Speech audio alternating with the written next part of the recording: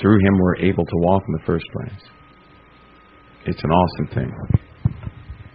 But what people don't know, they get mixed up on something, right? Anybody ever heard the scripture that says, the dead shall rise first, then we, which are alive, will be caught up with them in the air to forever be with the Lord. Anybody read that? Right? The dead will rise first. That's the key thing right there. The dead will rise first. They have to rise first. Do you know where that's also found? That's also found in the book of Daniel, chapter 12. Because it tells us in the worst time in history that ever was on the face of the earth. Right when it looked like it was over, Michael will stand up. The prince that stands for your people. And the dead will rise, some to everlasting life, some to everlasting contempt. And those that are wise among the people will shine the brightness of the firmament or the sun. Here's how literal this is. When you go back in the Bible and you read, and you can look at the book of Enoch for this too, because it describes that moment very well. It does. Describes it very well. You see, now you have to remember, the apostles, they were familiar with the book of Enoch. It's not just an added book. It was part of their day-to-day reading. It's part of their study. Do you not know that at that time, anybody still left in the flesh will not be able to look at you, just as they're not able to sit in front of the sun? Now, when I say sit in front of the sun, I'm talking about the sun of which we get the sunlight. Can you imagine yourself 20 feet in front of the sun? You'd burn up in a poof of smoke, right? You'll be the same way with the same brightness and countenance. They certainly won't be able to look upon the Lord. They won't be able to open their eyes to him, nor you either. You will watch them, and your eyesight will be changed, because you'll see the truth of all things. Those who opposed the Creator of all things, those who denied Jesus Christ, it was written that they would be in a type of valley, not able to look at you, because you will see your accusers. And there are many. They start with the fallen angels, because you'll know the truth about all things. Once you're changed in that form, the flesh is gone. The only thing that remains in you is truth and love and the perfection of the Father, which comes from him to you. You'll be different. You'll be changed. You'll be like him. You'll know. At that time, we can properly judge, because we'll have the knowledge. Consequently, at this time, we don't have all the knowledge. So it's impossible for us to judge unless we judge things of the Spirit only. But we don't know a person's full history and their motivations and everything else. We need to know that. And we need to know what worked through them and their lineage and everything else to make a judgment call on them. So we're not qualified to do that yet. Anyway, you will be changed. And anybody in the flesh will not be able to look upon you. The dead will rise first. And those who are alive at that time will change. But even that needs to be in context. Because Daniel 12 is the end of the matter. Daniel 12 is. It's the end of the matter. Now notice something curious about that time.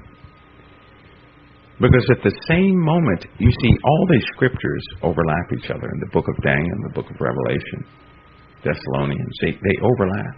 Even in Enoch, it tells you about a very specific time. And the four angels, they have something to do with it. Because they're all active at that time. You see, Daniel had a specific question. what's going to happen to his people. Daniel had a specific question, what's going to happen to his people?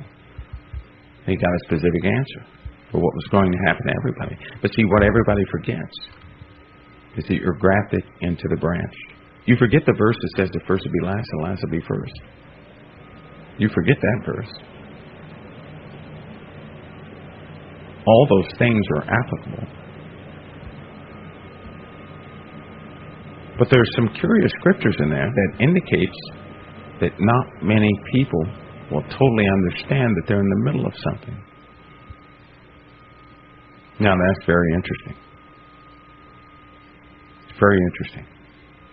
You see, when Michael stands up in the book of Daniel, and it's the most tumultuous time in the world, it was also spoken of in Matthew 24. Jesus said it very well. After the tribulation of those days, not to be confused with the Great Tribulation. You know what? The Great Tribulation is reserved for those who were serving the system, by the way. I just want you to know that. Because if you go back into Matthew 24, you're going to see something maybe you didn't see before. So we're going there tonight. Let's just go there. I'm going to go there with you. You know what? Because it's not good for a person to be misled. And I'm not saying that I know everything, right? But I'm nosy. I will pray about something and tell the heavens, say, can you either answer him or do something? Well, that's just me. Because I have to know, and I won't give up until I get my answer. But the Lord said, immediately after the tribulation of those days, shall the sun be darkened, and the moon shall not give her light, and the stars shall fall from heaven, and the powers of heaven shall be shaken. You know what? It just so happens that when the sun is darkened and the moon is not given her light, the stars fall from heaven. It's the end of a matter. That is the end of a matter. You see, while that's happening, they're going to see the sign of the Son of Man in heaven, and all the tribes of the earth mourn. Now listen, if you're seeing the sign of the Son of Man in heaven, he's coming. And when he comes, those who are alive will be caught up with him in the clouds. Listen to me. And they will forever be with the Lord. That's why they come back down with the New Jerusalem. Occupied. Anyway, let me continue. And it says after they see this, and the tribes of the earth mourn. And they shall see the Son of Man coming in the clouds of heaven with power and great glory. Let me just continue to read. Then something else happens. And he shall send his angels with a great sound of a trumpet. There's the trumpet. And they shall gather together his elect from the four winds, from one end of heaven to the other. It just told you right there, the process. It told you. As the trouble rains down on earth, you're gathered together. You see, people mix up. I think people mix up this tribulation. They're saying great tribulation, minor tribulation. They're leaving before the tribulation and this. No, it's not. Jesus specifically said, immediately after the tribulation of those days, shall the sun be darkened and the moon shall not give her light. The stars shall fall from heaven, and the powers of heaven shall be shaken. It just so happens at the same time, they'll see the sign of the Son of Man coming in the clouds. And the tribes of the earth will mourn. And then they'll see him coming with power and great glory. And then the angels are sent, the sound of a great trumpet, to gather all the children, all his children from the earth. Right? You see, the angels are active. Michael stands up for the people of Israel at that time. These angels that gather them from the four quarters of the earth, there are four angels. We see those in Revelation. You see, as a matter of fact, there's a text that just blows my mind. You know what it says? Now keep this in mind, but it says this. When the four mighty men who expelled the Nephilim hold back both fires and winds so that nothing stirs upon the earth, day or night, dark or light, nothing will stir upon the earth until the tribes of the earth take flight. The selected nations, the appointed nations take flight. Bet you never heard that before. You know what it's talking about? It named Michael, Uriel, Raphael, and Gabriel. It named them as expelling the Nephilim, the mighty men of old. They're going to hold back everything on earth. It named them. And you know what happens after that? You don't want to know. After that, this same text says, after the tribes of the earth take flight, for however long that takes, that a mountain will emerge from the sea and engulf the earth. It will cleanse the earth. In fact, it says it will cleanse the unclean and swallow the firmament. You know, it kind of reminds you of that great mountain burning with fire that's cast into the sea. Doesn't it? Kind of reminds you of that. But do you see what Jesus said here? Immediately after the tribulation of those days, the sun will be darkened, and the moon shall not give her light, and the stars shall fall from heaven, and the powers of heaven shall be shaken. And then shall appear a sign of the Son of Man in heaven. And then shall all the tribes of the earth mourn. That's when they hide in the rocks, by the way. And they shall see the Son of Man coming in the clouds of heaven with power and great glory. Listen, when you see him coming in the clouds, it's game over. That's your time. Because that's when the angels, with a great sound of a trumpet, gather all his children from around the world. That's when the dead in Christ rise. That's when those who are alive are changed in a twinkling of an eye. That's when that happens. Because everything from there is downhill. This is downhill for the world. Here's the key word, though, folks. Listen to me. Here's the key word. This is where we have to be sober. Matthew 24:29 states this. This is what Jesus said. Immediately after the tribulation of those days, this happens. Got it? So we got to go through a little something. What is it we have to go through? We're seeing it now. See, the abomination of desolation has to be set up. That's what has to happen. It has to be set up.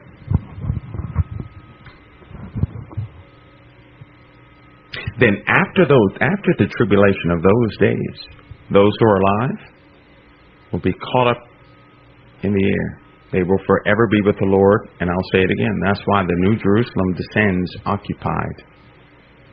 Why does it descend occupied? That's echoed in 13 different books. That the children of the Most High, His holy ones, His elect, the ones who believed in Jesus Christ are with Him. And the elders are with Him. And many people from the tribes of the earth are with Him. They're with Him. The New Jerusalem will descend occupied. You will not be in the form you are now. It descends occupied.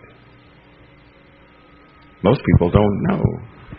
Well, they never considered. Those who are alive at that time are taken up with Him, and they come back with Him also in the New Jerusalem into the final kingdom that will be set on earth. The final kingdom that will be set on earth. The final kingdom. And then Jesus says, He told us, then there will be a new heaven and a new earth. Because the old heaven and the old earth are passed away. It's after judgment, because Satan has to be totally bound and done away with. All evil is done away with. Then we get a fresh one. It's not my words, it's His words. But it says immediately after the tribulation of those days. Let me tell you something. Because after that tribulation, we're in God's hands completely, right? Right? That part is secured. In fact, when we see him coming in the clouds with power and great glory, we're secured, right? But we have to stay sober, not thinking that Matthew 24:29 does not exist. Because it says immediately after the tribulation of those days. That's when the sun is darkened. That's when the moon doesn't give her light. That's when the stars fall from heaven and the powers of heaven are shaken. So what happens before that? Why in the world did Jesus say immediately after the tribulation of those days? That's where we have to be sober. That's why I keep telling everybody we're in the middle of something. The world didn't notice, folks. The world does not take notice until Matthew 24:30. Matthew 24:29 and Matthew 24:30 is when the world takes notice. Otherwise, they're walking around in la-la land. Oh, this is explained scientifically. They'll say, did you see that big crack in the Atlantic? Yep, well, scientifically, the Earth, being its age, has, they'll make an excuse for everything.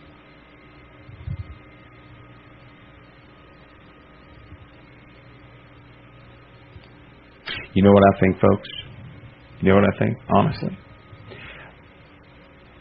I think we have been enduring these days, when he said the tribulation of those days, right? I do believe that started a long time ago. That's what I think. I'm not talking about the occupation of the beast system either. It's not what I'm talking about. Not talking about the occupation of the beast system. Not talking about the man of perdition rising. I'm talking about the earthquakes and floods in diverse places. The wars and the rumors of wars. Those, the beginning of sorrows, right? But listen, we've had earthquakes and floods in diverse places for a very long time. Most people don't know what happened in the 900s, in the thousands, in those beginning centuries. People don't understand what happened. We had meteor shower after meteor shower. We've had populations wiped off the face of the earth. We've had so much happen. We're in the middle of something. The disciples and the prophets and people are being delivered up, and they're being afflicted, and they are being killed. We have the Holocaust. We can't forget about that. We have the Holocaust. Many are offended. Many are betraying one another. They're hating one another. False prophets did come. They are here, and they're going to be coming in the future. The love of many has certainly waxed cold. If love was so abundant, there wouldn't be so much crime and murder and people chopping people's heads off, children killing their parents. You see, if love was in this world, if it was abundant, everybody would get along just fine. This has been happening for a while. What did Jesus say in Revelation? What did he say in Revelation? The time is at hand. Now, if he said that back then, that means this has been going on longer than we thought. Folks, we're in the middle of something here. Many false prophets have risen, and they will continue to rise. And the Lord is telling us, but he that shall endure until the end, the same shall be saved. Then it says this gospel of the kingdom shall be preached in all the world for a witness unto all nations, and then the end shall come.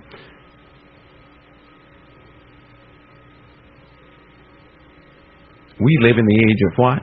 The internet, instant communication, Wi-Fi communication, satellite communication. You name it, we have the communication. Digitally, right now, and you know what? We did some research on this. I had some guys who were doing some research on it. We got curious one day and said, well, where is the gospel? What place has the gospel not reached? You would be shocked.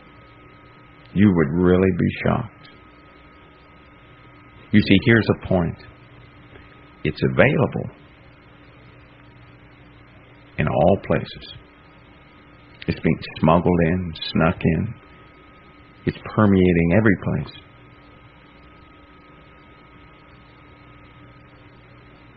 The message will soon be complete. That number will be complete. You know what we're waiting on now? Which again, We're waiting on, a lot of people are waiting on the abomination of desolation, sitting where it ought not.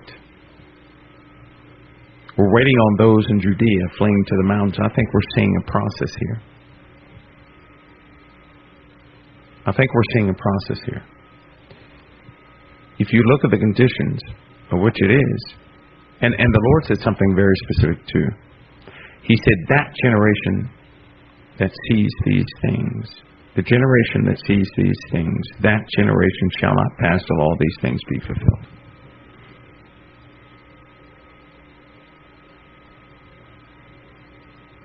Isn't that something?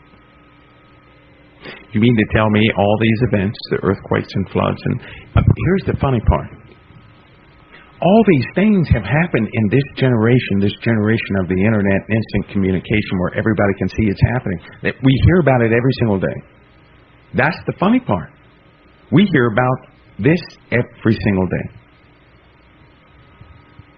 When those in Judea flee to the mountains, praying that their flight not be in winter, neither on the Sabbath. I keep wondering why he said not in winter, either on the Sabbath. Anyway,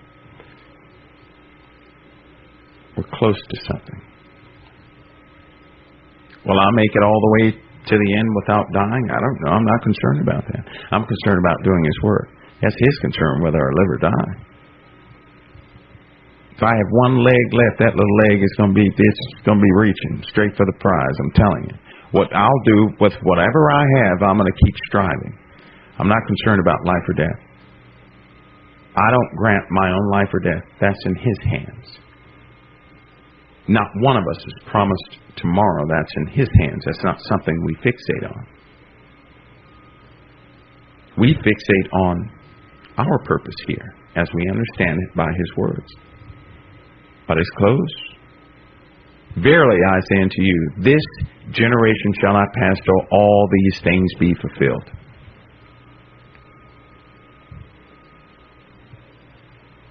And then what does he say? Heaven and earth shall pass away. They will pass away. But my word shall not pass away.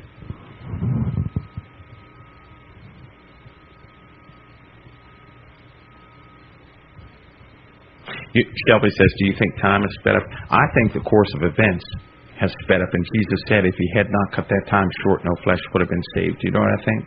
I think everybody ought to throw out their timelines.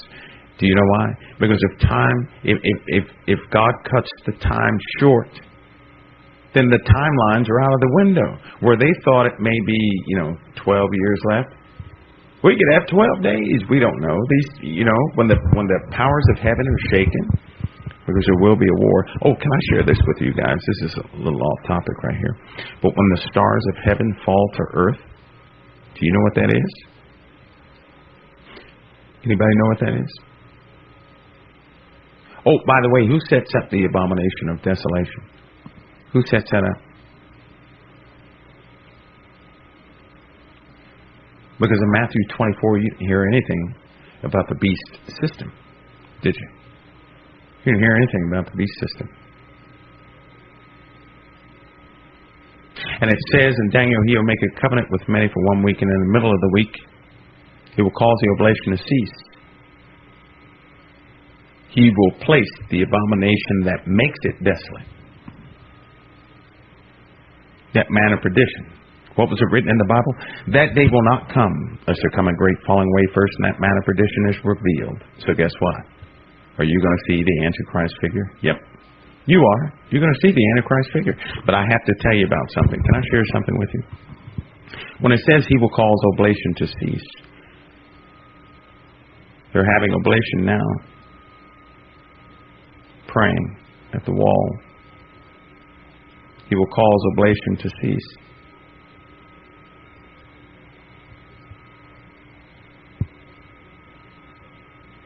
It could be something as simple as someone stopping prayer at the wall. He will cause oblation to cease.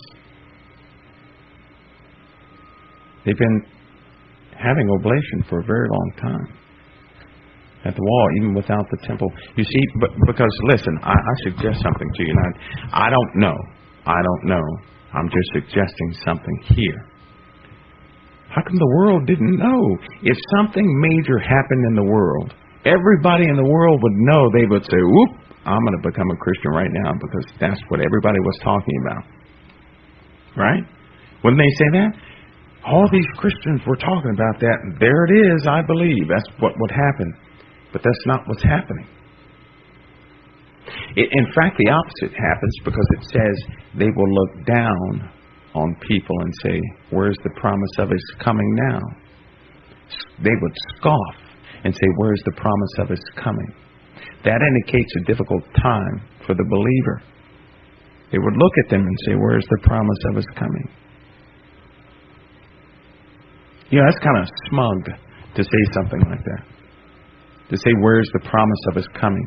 You see, that also indicates that these scoffers and the world knows about the signs of the Christian religion, don't they? So if one were so obvious to prove Christianity right, why did so many fall away? It doesn't make sense. It doesn't make sense. Does it make sense to you? If something happens so obvious that people associate with Christianity, and it happened, just about everybody would start believing. But something else happened, didn't it? Something else took place, didn't it? Something else is happening right now, didn't it? That's why they missed Jesus coming back. They didn't know who he was. They were looking for him to come one way, and he came another way, just as the scriptures wrote. But they thought it would be obvious. Why did Jesus tell us to watch? Because it's difficult to see without spiritual eyes certain things that are happening in this world. If it were so obvious, the world would know the time. But the world will not know the time, because it says, they knew not until the flood came and took them all away. So shall the coming of the Son of Man be. They're not going to know. And if we're looking for something so significant that the entire world can acknowledge and we get some vindication, you can forget it. They're not going to know like that. It's not going to happen like that. He'll come as a thief in the night. The day of the Lord will come as a thief upon the world to those who are not watching. It won't be announced. It has to be spiritually discerned. You see, it's not going to be obvious. That's why the scoffers came. That's why the scoffers came and said, where is the promise of his coming? You see?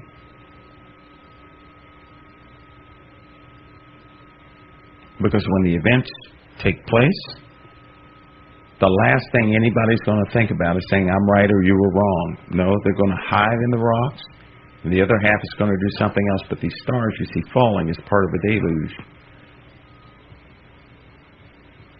Entities. I'll stick to that. They're entities falling to earth. This earth is going to be in trouble, but it's going to be too late when it hits. Too late. There's a deluge coming, and it's not going to be by water, but this earth will be baptized. It will be cleansed. A great many is going to be cleansed. But I'm just saying that things are so subtle that if we don't discern spiritually the truth, and we'll refine things as it happens, and it just so happens that things are happening faster and faster. But we have to endure until the end, because Jesus said, immediately after the tribulation of those days, the sun will be dark and the moon will not give her light. Stars are going to fall to earth. The powers of heaven will be shaken. You see, after the tribulation of those days. So what do we do in the tribulation of those days? We endure until the end. We maintain. We edify one another. We hold on with every ounce of strength that we have. And we execute the calling of our lives to the best of our abilities all the time, not sometime. We need to learn to walk in the Spirit and to pray without ceasing. Because I'll tell you what, if you knew you had a week left, you would be walking in the Spirit right now no matter what anybody said. You would. But because you don't know, you have reservations about your own walk. Let's go ahead and admit it. Let's admit it.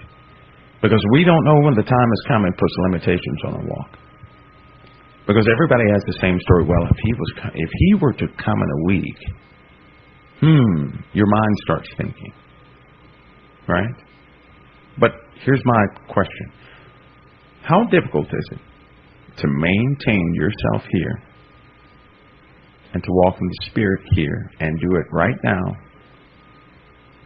How difficult is that than to not do anything and reserve everything and say, well, I'll do it right before he comes? That's precisely why he didn't tell anybody. Because this whole world will be rotten, just like he said. He said that evil servant would say in his heart, my Lord delayeth his coming, and go right back into the world and start sinning and doing this and that and the other. Time it just right and say, I'm going to repent 3 years from now. The year before he comes, that'll give me plenty enough time to clean my system out. That's why he didn't tell anybody. There's a lot of evil servants out there. But what's stopping us from walking in truth right now? I mean, walking, really walking, it's a decision, folks. It's not a hard decision. Some of you need things in the now. And you know what? It's directly tied to your decision that you're making every single day. Every day you delay walking in your full potential, you've decided not to. You really have. I've been caught like that too. You know what? Sometimes I have to sit down and talk to my soul and say, what is wrong with you? What's wrong with you? You're in a stupor. And for what? And I do have to remind myself of who God is, who God was in my life, who he is right now, who he is to the world, who he's going to be. I have to remain sober.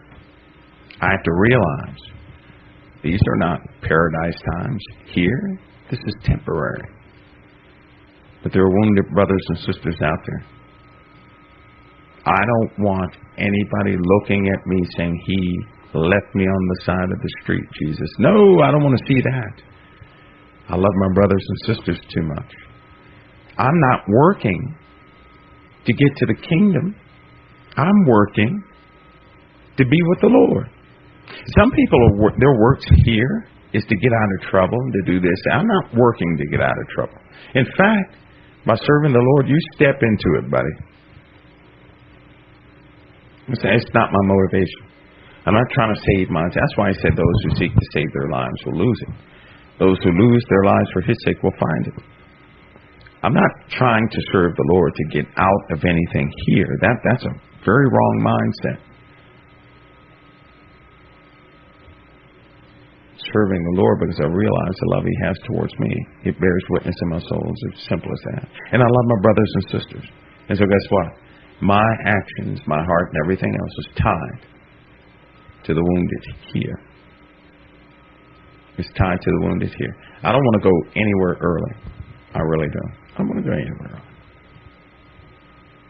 If I go somewhere early, I have this mindset, right? Now, I guess a lot of people have this, but they really do feel that if they're not here, they're going to miss someone. They're going to miss an opportunity to assist someone. That's in my head. I got a big head too, but that's in my head. So when you have a hard-headed individual like myself, who refuses to give up on folks who let them give up on themselves, somebody in that chat room knows that. But when you have someone like that, I'm not in a rush to go anywhere. I'm in a rush to give assistance to my brothers and sisters. That's my rush. And I know what the power of the Lord has instilled within me, I have a hope to achieve that.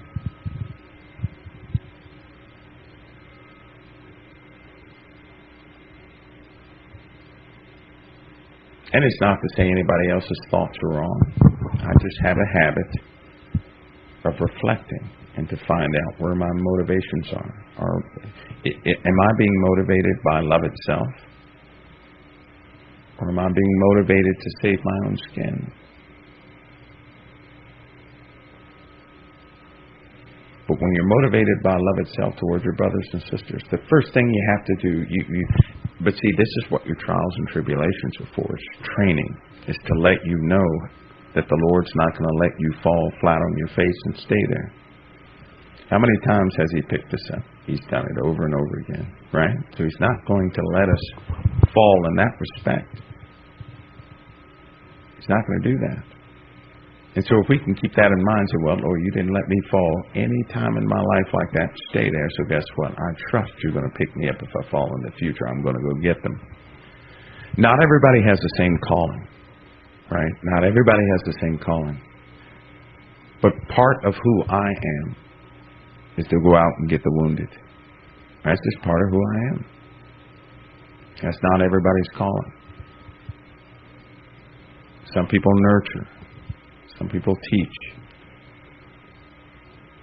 Some people give that person-to-person assistance. Me, I go out and get the wounded. I know they're lost out there and dirty and cold and everybody has abandoned them, and that's what I want to go get.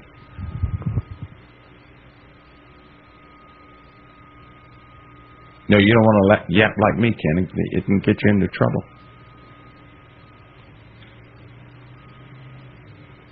However, if we can identify the attributes of the evil spirits, we now can catch the thief in our own lives and in our homes, correct?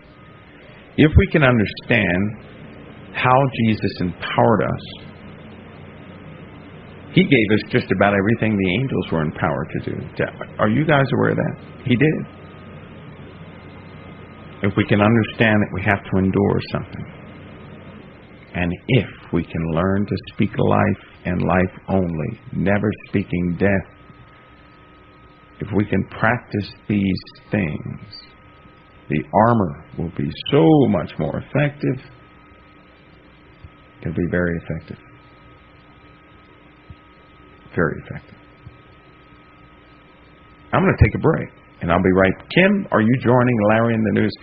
Why do I have the feeling that everybody's going to join Larry? First of all, someone give Larry. Where's Larry at? Since he didn't join us, we might just have to join him in the news. Oh, signs. Forgive me, brother. You had asked me to talk about something, and I totally forgot it. I got Michael S., but I didn't get signs. Signs said something.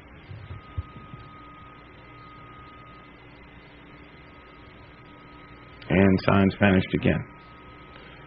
Oh, it's okay. It's okay. He vanishes more than I do. Folks, I hope this helped in certain aspects of your life. I do. You know, the worst thing I don't like to see, even in my own life, is to see the evil spirits work without being seen. I don't like that. Really don't like that. They can do, that's how they work anyway. They work without being seen. Okay, good to go. Good to go. Okay, Michael S. Hey, you know what, Michael S., I found that such an amazing thing that what I was saying about the four angels, because they're named, number one, and by the way, that same thing is marked in stone in 116 different countries. Oh, I did want to share this, right? Have you guys ever noticed they say, yeah, all nations have a flood story, right? Have you guys ever heard this? All countries have a flood story about a flood, right? I know some of you have had to heard this, right? They're trying to cast doubt on Noah. So they say all countries have some type of flood myth, right? They call it the flood myth. Well, what do you expect? If the entire world flooded, right? And then one group of people gets off the boat and they perpetuate that story as they repopulate the earth, of course every country is going to have a flood myth. I just wanted to share that. Because they say the most ridiculous things. If the people who experienced the flood repopulated the earth, wouldn't they carry the story out there everywhere? Wouldn't they do that? And you see how they play with words in your mind to get someone to doubt something that their statement sounds foolish. I mean, it really does sound foolish. That would be like them saying, the entire world has a story about the serpent in the garden. Well, of course they do. because it all comes from one source. You see, if it came from multiple sources, it'd be a different story. But it's not. It's the same story. Boy, oh boy. I tell you what, I wish the world would say, you know what? Every nation has a story of Jehovah Jireh. Now that would be awesome. But one day I'm going to tell you guys about the Hopi and their stones with words from Jesus Christ. Some of the other Native Americans who have stones with the words of Jesus Christ. Evidently, he was all over the place and his story traveled fast. I'm also going to tell you what's under every single Native, all these reserve lands that the government reserves, right? I'm going to share with you what sits underneath them and why they're going through what they go through. Native Americans go through something because directly beneath them is the source of all of it. It really is the source. Folks, I love you. Larry, are you going to be on the news? Let's see. What did he say? Your player has crashed 50 times tonight. Well, don't worry. Well, I knew something had to happen. You know what's funny? At the beginning, right? I was talking about some guy's head hurting, right? And it's still going. Throbbing. It'll stop. It's all good. Just ignore it. I just have a habit. I'm so stubborn when it comes to my health. If I go to a doctor and they tell me what I have, and they say, you know, I like doctors. They can always pinpoint what you need to pray about. They can always do that. They can always pinpoint what you need to pray about. That's what I use them for. And I say, Doc, what is this called? Oh, that's called such and such. Oh, thank you very much. Thank you very much. I know what to go pray for. They put a name on it. I go pray about it. Yeah. Hey, but I thank God for doctors. I do. And you have to use your mind here, because some of the disciples, it was already written that they did things like this. They were considered to be physicians of their time, both spiritually, and they were moved to give certain natural remedies. They were. I thank God for doctors. Yeah, I do know this. Where God has given man the ability and given us a way to get to that person's ability to do something, if we don't utilize it, we suffer unnecessarily. But if there ever came a day where you could never reach a doctor, your Father would show up directly. That I do know. You see, He'll do above and beyond what man can do for you.